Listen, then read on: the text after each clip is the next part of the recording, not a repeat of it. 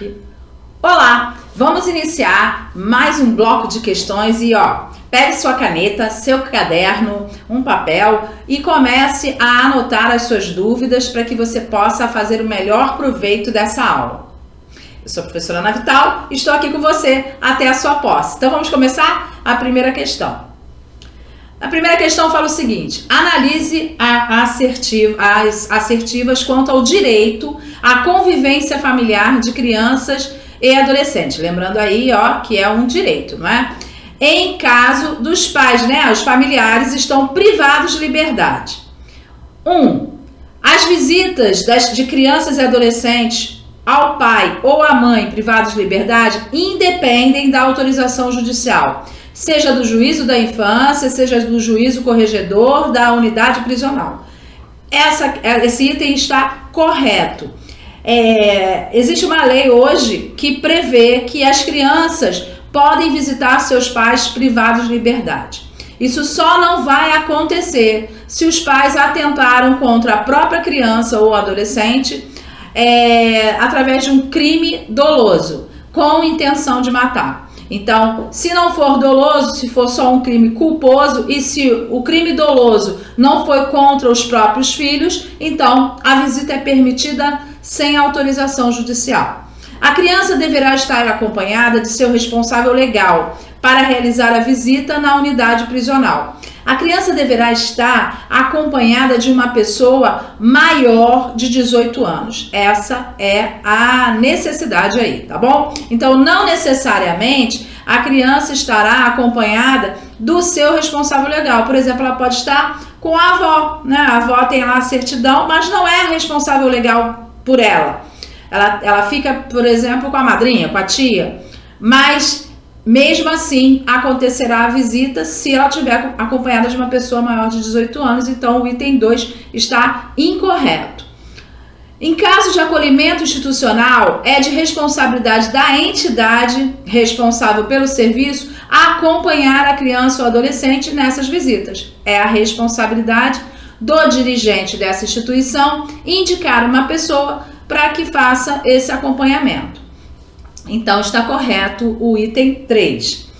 São vedadas as visitas de criança e adolescente aos membros da família extensa que se encontrarem privados de liberdade. Essa está errada. Então, nós temos aí o item 1 e o item 3 estão corretos. O gabarito dessa questão é a letra B. Vamos ver o que fala o artigo.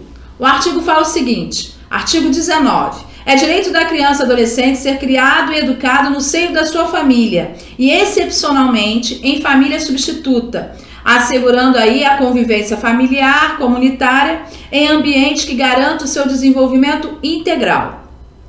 Será garantida a convivência de criança e adolescente com a mãe ou o pai, privados de liberdade, por meio de visitas periódicas promovidas pelo responsável ou nas hipóteses de acolhimento institucional pela entidade responsável, independente da autorização judicial. Por que aquele item que está falando do responsável, ele se tornou errado? Porque ele restringiu somente a uma pessoa responsável fazer esse acompanhamento, tá bom? Vamos para a questão número 2. Em uma discussão sobre os direitos da criança e adolescente, previsto lá na Lei 8.069 de 90, o Estatuto da Criança e do Adolescente, uma professora do 4º ano de uma escola municipal de Guarulhos expressa à assistente de gestão escolar sua indignação por ter uma criança portadora de deficiência em sua sala regular. Alega a professora que ela não tem condições de atender todos os alunos e que essa criança lhe dá muito trabalho.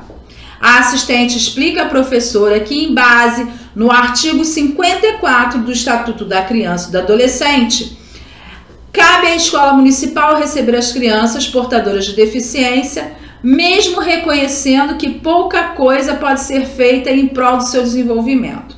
Essa questão está errada, porque nós temos muita coisa para desenvolver nas crianças portadoras de necessidades especiais. Hoje a gente nem chama mais, nem usa mais esse termo. O ECA ainda possui esse termo, mas a gente nem usa mais esse termo.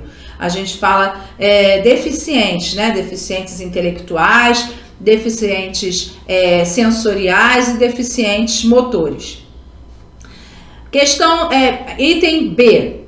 Ela deve considerar a maioria dos alunos, pois eles não podem ser prejudicados. E nesse caso, fazer com que o aluno portador de deficiência adapte-se à rotina já existente na escola. Não. É um trabalho de inclusão, não é um trabalho de adaptação. Então, ele não tem que se adaptar. A escola tem que estar pronta para recebê-lo. Ela deve planejar atividades simples, trazendo simplicidade, entendendo que a criança não é capaz, não é? Atividades simples para a criança portadora de deficiência com o propósito de mantê-la ocupada o maior tempo possível em sala de aula. Isso está errado. É dever do Estado assegurar à criança e adolescente atendimento educacional especializado aos portadores de deficiência, preferencialmente na rede regular de ensino. Esse é o gabarito, é a letra D. Então, é dever do Estado, o Estado entendido como as 3 esferas, tá? Municipal, estadual, as 4, na verdade, né? Municipal, estadual, distrital e a federal. Assegurar a criança e adolescente atendimento especializado, que a gente chama de AEE, atendimento educacional especializado aos portadores de deficiência. Onde eu vou atender? Preferencialmente na rede regular de ensino. Se não houver possibilidade desse atendimento, eu indicarei uma instituição especializada para atender. Mas se eu puder colocar na rede regular de ensino, eu vou colocar porque é o direito à educação que está sendo garantido aí. Ela deve encaminhar a criança portadora de deficiência à classe especial, diante de sua dificuldade, quer dizer, a dificuldade da própria professora, de mantê-la em sala de aula regular. Está errado. A professora ela tem que receber, ela tem que estar preparada para agir e desenvolver as crianças com deficiência. Para isso tem a formação continuada aí, não é? Então a resposta é a letra D. Vamos ver o que fala o artigo 54, que responde essa questão. É dever do Estado assegurar à criança e adolescente atendimento educacional especializado aos portadores de deficiência, preferencialmente na rede regular de ensino. Eles também têm uma coisa chamada trabalho protegido. O que é isso? É garantido a eles vagas para poder participar, por exemplo, de um processo seletivo. Vagas separadas para que eles possam concorrer entre os próprios deficientes, não a vaga na ampla concorrência. Isso é chamado trabalho protegido.